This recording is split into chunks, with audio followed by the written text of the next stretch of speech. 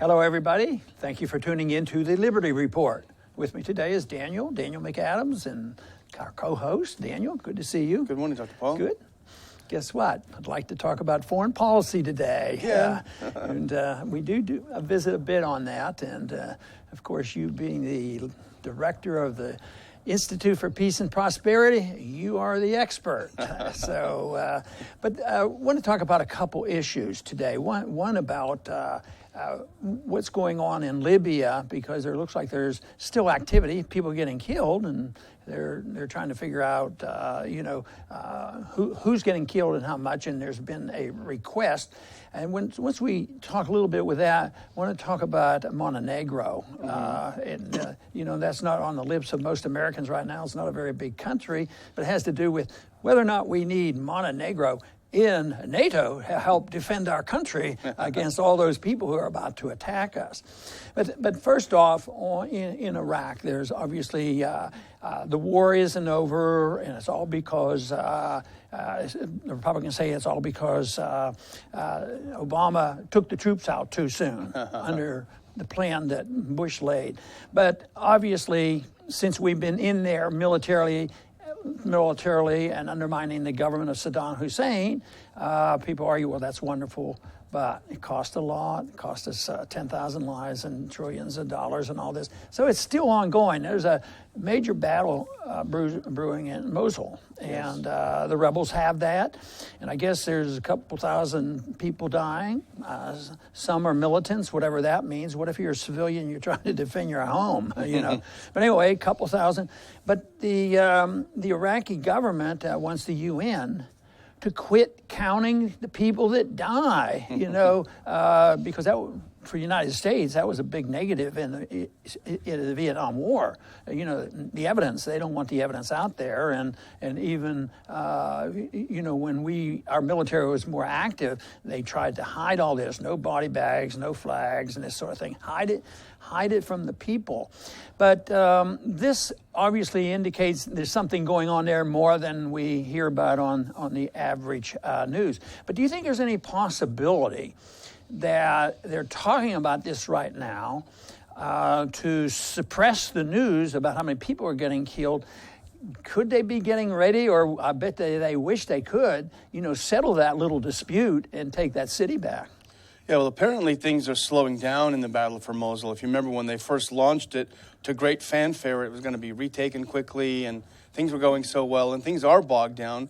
So it could be the case that they are ready to do something very big, but it also could be the case that they are bogged down, people are getting killed, people are getting demoralized, and they don't want to report it.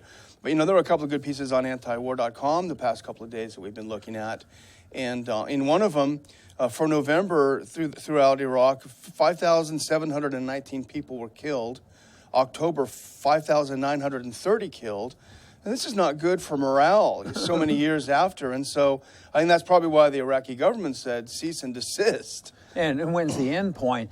And, of course, we're very much involved. When they talk about the Iraqi government, I think, well, the Iraqi government is owned by us. We created it, and we created a mess because we shouldn't be in there. Once again, this is another example of why our careless involvement in nation building. And, of course, in the new administration, I expect never to see another episode where we're in nation building ever again. You promised. But this to me is not unusual for governments to try to squelch and keep statistics secret.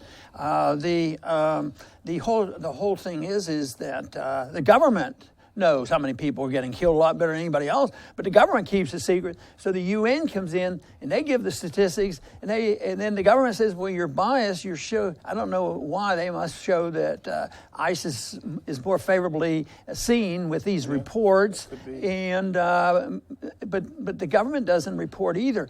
And this is rather typical. We talk about it all the time, the secrecy of government. Don't tell the people what's going on. And this is something, though, that looks like it's going to last. I don't think this is going to end soon. We've been predicting this. Let's just hope that because ISIS is there, that instead of this ending, that we have a more authoritarian approach to going in there and taking care of ISIS. There are some people, the neocons, are in favor of that, and some others have suggested that that's what we do.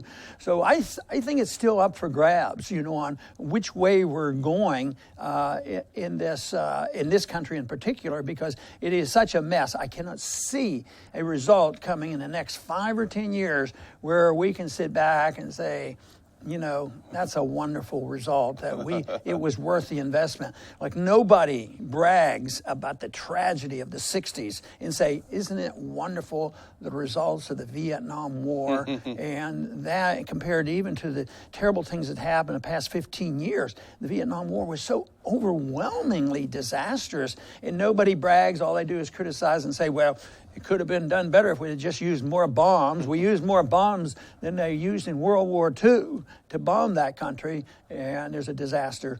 I think this disaster is going to continue, but in the meantime, we have to try to figure out who's doing what. Yeah, and the thing I was thinking of, this crackdown on statistics, which are important. It's important to know how many people are getting killed. But when the government's cracked down on statistics, it just shows the need for the WikiLeaks type of organizations, to get us the information that we deserve. We have to pay for all this stuff. We should at least know what we're paying for. Yeah, and I think rather typically, and I jotted down a few things that our government notoriously keeps from us. They don't explain to us where the blacks places are where they do torture, and I still, just call me a conspiratorial guy, but I think that torture still goes on, not in Guantanamo, but it still happens. Until we get rid of the CIA, I don't think we can ever say that we have an agency that's supposed to give us intelligence. Matter of fact, they give us the wrong intelligence. They tell us the wrong things. They lie to us. They lie us to us into the war. So we're not going to know. And we hide that kind of stuff. We don't know the real cost of war. It's usually hidden, and we have to find out how all the finances is going. It's always much more than they ever had. We don't know exactly how much the CIA is involved in all these things, where they are. And even when you go, and I did this when I was in Congress, to read those secret reports, you can't figure out anything. And,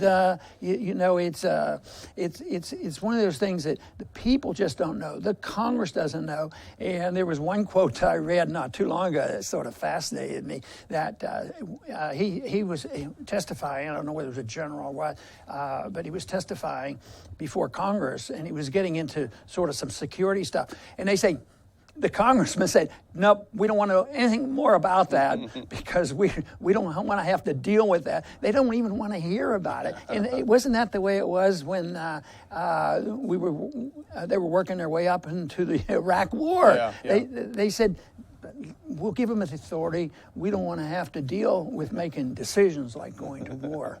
We don't want to know. Right. Well, let's go over and talk a little bit about Montenegro. I understand there's a vote coming up in the Senate. This is so crucial because we need another country in NATO to help secure our country. But it just happens that Montenegro is a long way off. Maybe we can get a map up here and you can talk a little bit about that. That's a long way off, and you've actually spent some time over in that area when you were working for the other side. and you know a little bit about that region. But for it to be put into NATO, which is supposed to be for our national security, it's really rather bizarre. Yeah, it's, as you'll see when we have the map up, it's a tiny place. The population is, I think, around 600,000 people. So you can fit several of them into Houston. They have a strong army of 2,000 people, so they'll come to our rescue if needed. So obviously, it's a rather insignificant country strategically for the defense of NATO. However, it's important symbolically, and this is one of the reasons they said that they need to include Montenegro, because it needs to show the other Balkan countries that the door to membership is open, not only for them, but for other countries as well. You're talking Georgia, you're talking Moldova, you're talking Ukraine. So that's what it's all about. And the Senate is supposed to take up a vote on this. And actually, I have from some sources on Capitol Hill that, believe it or not, I still have. There is kind of a rearguard motion to at least try to get a recorded vote on this, because they were going to try to sneak it through. But, you know, any senator can put a hold on it as well. And it does make sense, really, at the end of Obama's administration to undertake such a major foreign policy undertaking at the very end. You know, it does make sense to hold off. So. To me, politically, this is significant more than, you know, the actual strengthening at NATO and that kind of stuff. But it's politically significant because Obama probably knows a little bit about the odds. And quite frankly, NATO has a lot of support in Congress. You know, Republican, he'll get all the Democrats, and a lot of the Republicans like this stuff, and the neocons are going to like this. So what it's doing, I think, is almost a challenge to Trump. Let's do this in a hurry. Let's get this done, and then we won't have Trump interfering with this. But, you know, even this thing, Trump is a pretty brilliant guy, and he can have his hands on a lot of things. He can handle a lot of issues. But this might not be the most important thing on his plate right now. He might be thinking about who's going to be Secretary of State. So he might not be that interested right now. But it does raise the issue, which he stated and which we've talked about for years now, about NATO, why we should have never gotten into it. And of course, he has not said favorable things about NATO. So this, and I think this is strategy by the Democrats and Obama to slip this through and not have that happen, you know, in the first month of the new administration. And it'll be interesting to see if Trump does anything the next day or so, because I think he could signal to the Senate, you know, why don't you hold off on this? There's no rush. It's not going anywhere. You know, hold off until we're in power. He said that he's skeptical of this. But here's something else that's interesting. Senator Corker, who's said to be under consideration for the Secretary of State, he's all for it. He's all for Montenegro getting into NATO. And but the result would be kind of a punch in the face to Russia, because Montenegro and Serbia have been historically very friendly with Russia. They share a religion. The three of them use the Cyrillic alphabet, which is unique in that part of Europe.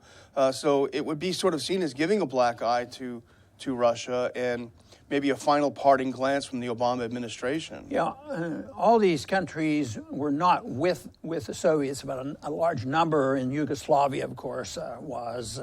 And it to me is sort of a shift. We're sort of trying to unify these states here, or countries, and bring them together under the umbrella of NATO, which is anti-Russian. It's almost different than it was before. There was a fight, and the Soviets did a pretty good job at controlling, you know, a lot of that area.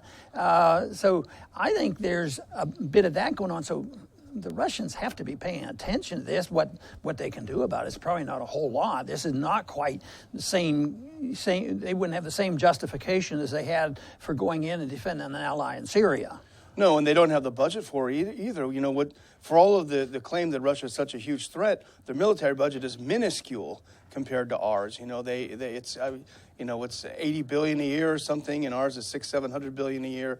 So it's minuscule, but obviously they're watching it. It almost seems like a replay of the Cold War, with us playing the role of the Soviet Union.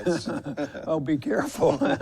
No, we are. We are building the empire. We are in the driver's seat, and we have the money, and we have the weapons, and we can intimidate it. We have control of the financial system. The one thing that we don't have control of, which is a threat to that empire of ours, is that the debt is uncontrollable, and debt is always a limitation. That was the limitation with the Soviets. Once you can't finance your debt, or the people find out that you can't finance it, then the whole thing falls apart. So there will be a limit to this. But right now we're riding high, and right now, of course, the markets are betting that things are going to be very, very good, and everything will be smooth sailing, and we'll have protectionism, and our companies are going to be protected, and taxes are going to go down, and everybody's going to have a job. But the debt is hanging out there, and the other major thing that they don't deal with, all this optimism, is the fact of the labor participation rate, which means a lot of people are just out of the labor forces.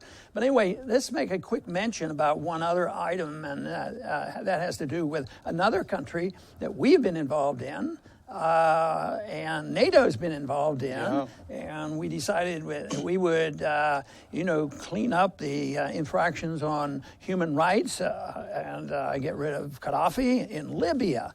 And then there was a little problem at Benghazi, which was certainly mentioned in the campaign enough, and still hanging around. But all of a sudden, there's some bombing going on down there by United Arab Emirates. Now, why would this country all of a sudden be deciding that they have to go to Libya and start bombing them? What's in it for them? Well, the country, since its liberation, has been in such chaos. It's now on the verge of full-on civil war. There are at least 3 or 4 different factions. Some of them were created by the UN, by a UN resolution. One of the governments that we recognize. There's another one with a general who has some dubious ties, maybe to the CIA or something. They're a radical Islamist, and the place is threatening to break out into full-on civil war. The only thing that's still functioning, and this may surprise you, is the oil. Libya is set to become the largest African exporter of oil once again. So even though it's chaotic, and even though we've been burnt a bit, and it's not unified, look to the money, figure out where the money is, and that was a big issue in the Iraq War. It's all about oil argument. But here it is, the oil wells are running. Oh, yeah. And there's a general involved. He's sort of American, sort of Iraqi, and sort of CIA. If you're a suspicious person and wondering, you'd say, well, obviously, it's the CIA and it's American interest, and we have a law.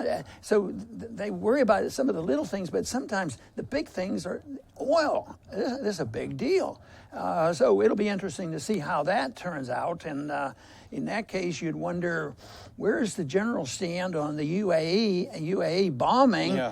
So that might be a help to him to distract from his oil wells running good. But he's been able to manage the oil wells quite well. Yeah, and the question is, will someone else start bombing again? What is the future? Now that it's completely broken, what's the future? And it's a NATO disaster. And we're sort of trying to tie these together, but if you look at what happened in Libya and look at what happened to the weapons and Hillary's program there, where the weapons left Libya, they went south of Libya to Sudan, where they ended. Some of them in Chad. But some of them went to Syria, to help the radicals. So this whole thing, it never stops, but guess what I think? I think this makes a point that interventionism doesn't work so well. Interventionism may have been designed in our early history to protect our industries around the world, South America, Central America, now the Middle East, and around the world. Interventionism is not good on the long run. It means that you have to turn your country into maintaining an empire, which will always be fragile. And I think that is one of the things that most politicians and people today are in denial. They recognize our problems, but nobody wants to recognize that what is going on now is a deep-seated threat to the whole organization of the West, the whole organization to the nation state, and seeing the breaking up of these countries. So I think that it's very fragile, and hopefully we can come to our senses and decide that, at least in foreign policy, we have non-intervention. Of course, it would be a good idea to have non-intervention in economic policy, and it would be good to have a sound currency as well.